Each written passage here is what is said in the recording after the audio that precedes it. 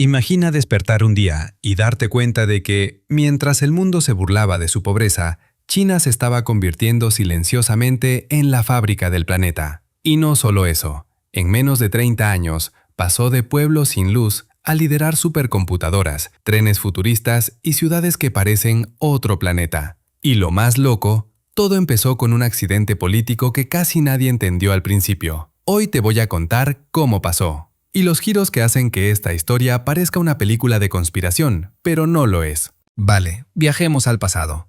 A los años 70, China estaba mal. Gran parte de la población vivía en zonas rurales. Las fábricas eran pocas y viejas. El gobierno tenía un sistema súper cerrado tipo todo es del Estado. Y la economía no avanzaba. Nada. Para que te hagas una idea, China era más pobre que varios países africanos. Hoy suena imposible, pero es real. Y aquí viene la parte que casi nadie te cuenta. En 1978, en un pueblito llamado Xiaogang, 18 agricultores estaban desesperados. Trabajaban en cooperativas obligatorias donde todo lo que producían tenía que ir al Estado. Ellos curraban duro, pero recibían casi nada. Una noche, con miedo real a ir presos, esos 18 tipos se reunieron en una casa de barro, encendieron una vela y firmaron un pacto secreto. El pacto decía: cada uno trabaja su propio pedazo de tierra, producimos más y solo entregamos una parte al gobierno, lo demás para nuestras familias. Suena básico hoy,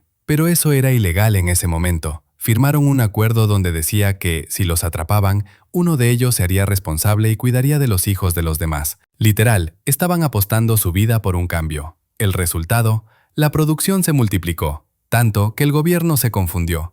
No sabían si castigar o copiar. Y aquí entra el hombre que cambiaría la historia. Deng Xiaoping. Un nombre que parece sacado de un anime, pero es básicamente el Tony Stark de la política china. Este tipo vio el pacto de Xiaogang y dijo: tal vez deberíamos dejar que la gente haga esto, pero a lo grande. Entonces arrancó un experimento brutal: abrir partes del país a inversores extranjeros, algo que China llevaba décadas evitando. Pero no lo anunció así bonito, lo hizo como quien abre una ventana chiquita. Y de repente hay un huracán. China creó algo llamado Zonas Económicas Especiales, ZEE. Territorios donde las reglas eran diferentes. Impuestos más bajos, libertad para crear empresas, entrada de compañías extranjeras, salarios más altos, produce todo lo que puedas.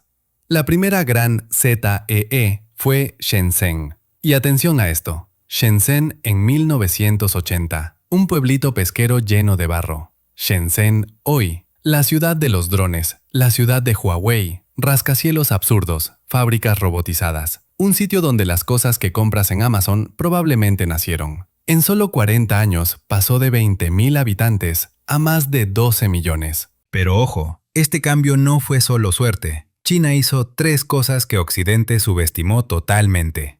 1. Mano de obra barata pero bien organizada. No era solo pagar poco, era tener millones de trabajadores dispuestos a mudarse por oportunidades.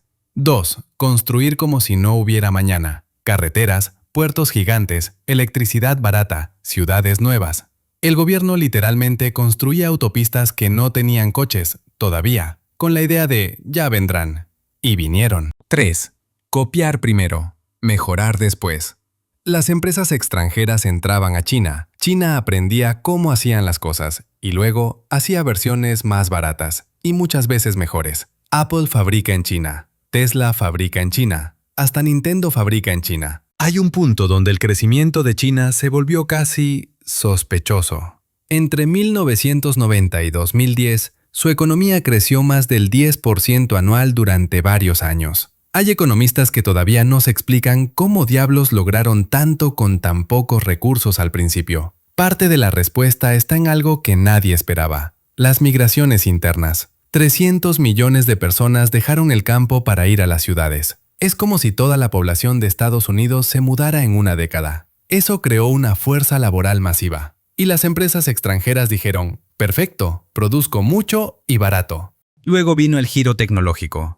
China no solo quería fabricar cosas, quería inventar cosas. Supercomputadoras, inteligencia artificial, pagos móviles, trenes de levitación magnética, energías renovables, gigantes como Alibaba, Tencent, Huawei, BYD. En solo 30 años pasaron de bicicletas a coches eléctricos que compiten con Tesla. Y aquí está lo loco. Mientras en Occidente pagamos con tarjeta, China ya estaba pagando con QR desde 2014. Y mientras algunos países discuten sobre poner más trenes, China tiene una red de trenes bala que parece del futuro. Vale, no todo es color de rosa. Para crecer tan rápido, China también sacrificó muchas cosas.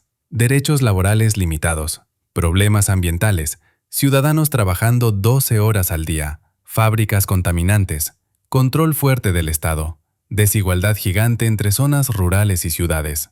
Ese es el precio. No todo el mundo está de acuerdo con ese modelo, pero funcionó, de una forma brutal e innegable. Hay una frase famosa de Deng Xiaoping: da igual si el gato es blanco o negro, mientras case ratones es un buen gato.